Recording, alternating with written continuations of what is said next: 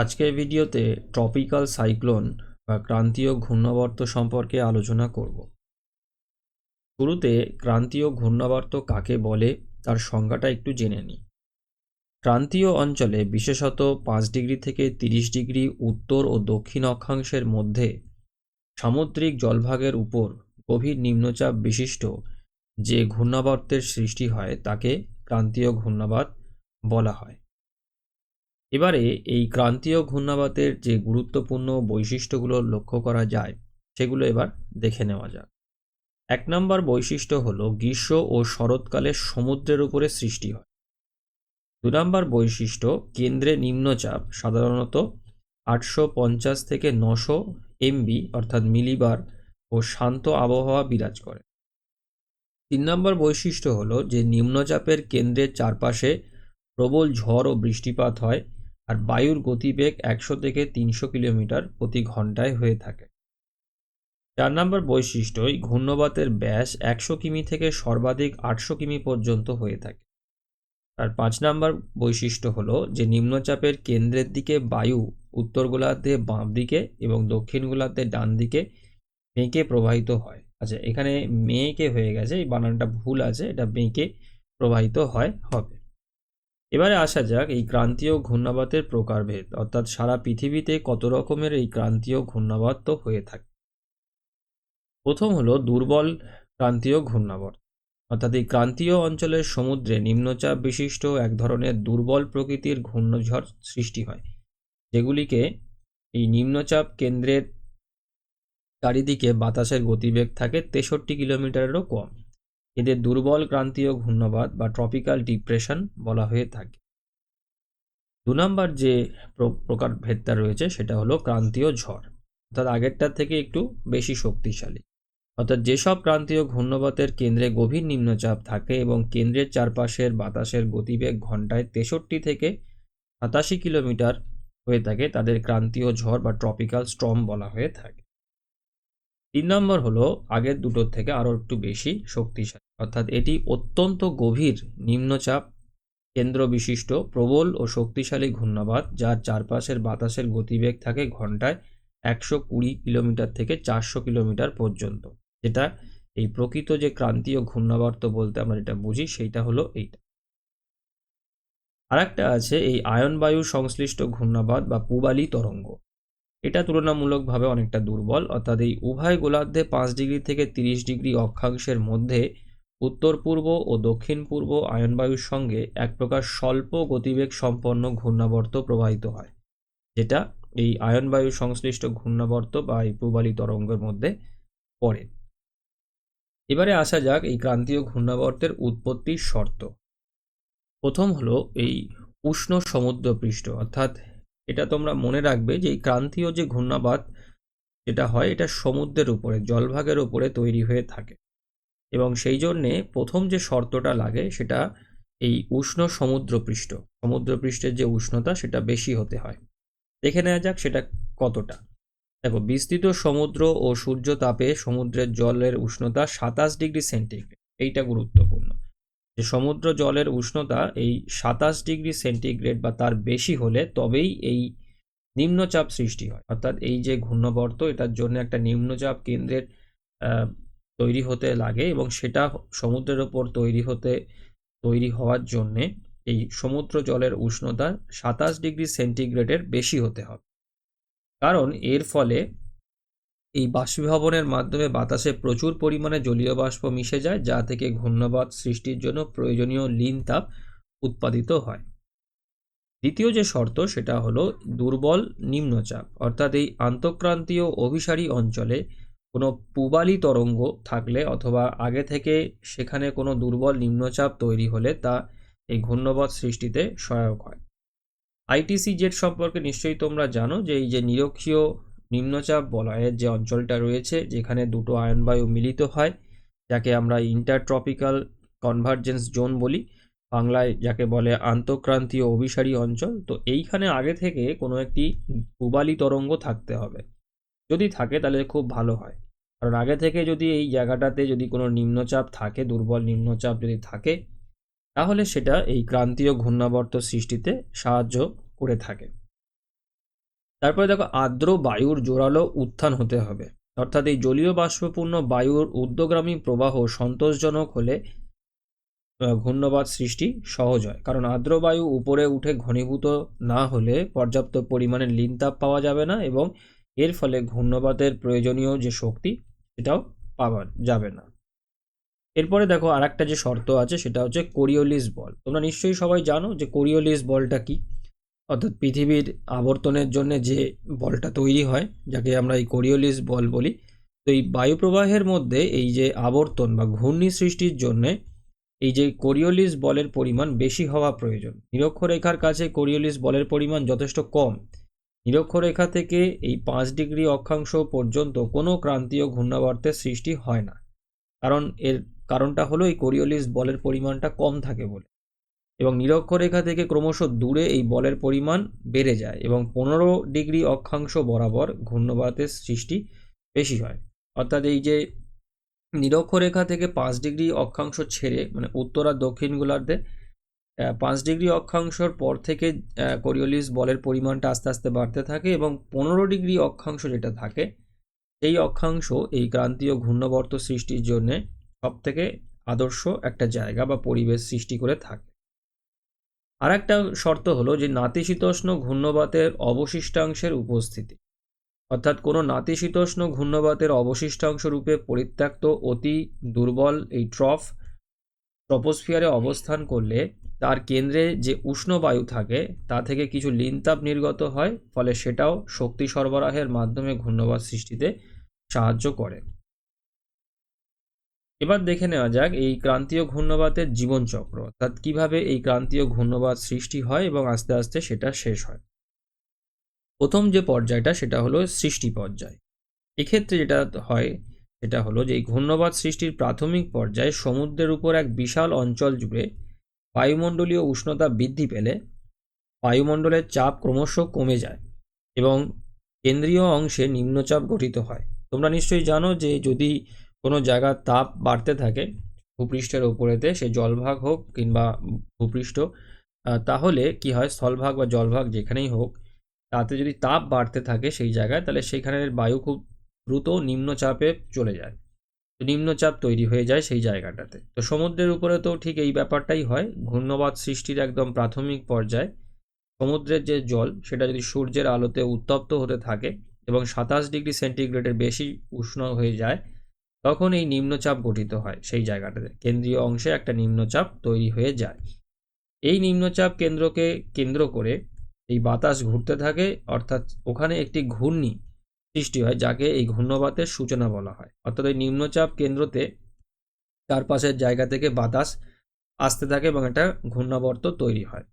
এই সময় বাতাসের গতিবেগ থাকে ঘন্টায় 40 কিলোমিটার এবং আকাশে হালকা মেঘ থাকে এবং অল্প ঝড় বৃষ্টি শুরু হয় এবং এটা সম্পূর্ণ সমুদ্রের ওপরেই হয়। স্থলভাগে এর প্রভাব সেই অর্থে তখনও পড়ে পারে না। এরপরে বিকাশশীল পর্যায়ে তার সৃষ্টি হয়ে গেল ঘূর্ণাবর্ত এবং তারপরেতে সে আরও বেশি শক্তি সঞ্চয় করবে কিভাবে, সেটা এই বিকাশশীল পর্যায়ের মধ্যে পড়ছে। অর্থাৎ দেখো এখানেতে এই যে নিম্নচাপযুক্ত কেন্দ্রে বায়ু প্রবেশ করতে পারে না বলে ওই পর্যায়ে কেন্দ্রের বায়ুচাপ আরও কমে যায়, ফলে নিম্নচাপ কেন্দ্রগামী ঘূর্ণায়মান ওই বায়ুর গতিবেগ 40 কিলোমিটার থেকে বেড়ে 120 কিলোমিটার হয়। আর সামুদ্রিক জলভাগের উপর দিয়ে ঘূর্ণবাত অগ্রসর হতে থাকে, আস্তে আস্তে স্থলভাগের দিকে অগ্রসর হতে থাকে এবং এই বিরাট এলাকা জুড়ে আকাশে তখন কালো মেঘে ঢেকে যায় এবং ব্যাপক ঝড় বৃষ্টি শুরু হয়ে যায়।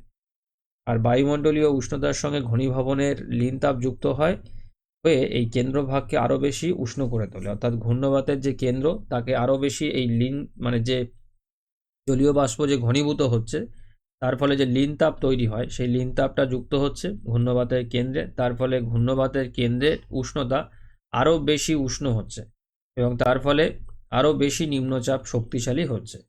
তাই ঘূর্ণিঝড় যত শক্তিশালী হয় তার কেন্দ্রভাগ তত উষ্ণ হয় আর এর ফলে ঘূর্ণিঝড়ের তীব্রতাও বাড়তে থাকে।